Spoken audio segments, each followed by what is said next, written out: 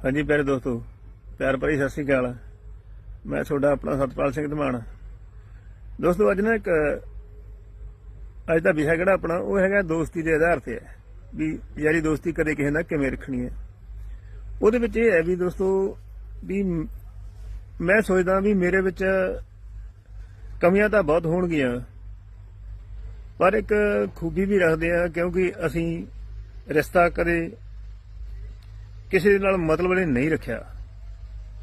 सो प्यारे मित्र दोस्तों, ਜਿਹੜੇ दोस्ती ਦੇ प्यार भावना रिश्ते होंगे उन्होंने मतलब ही ना वरत्या करो ते सारा ना जे मोह प्रेम है तो दिल च रखा करो।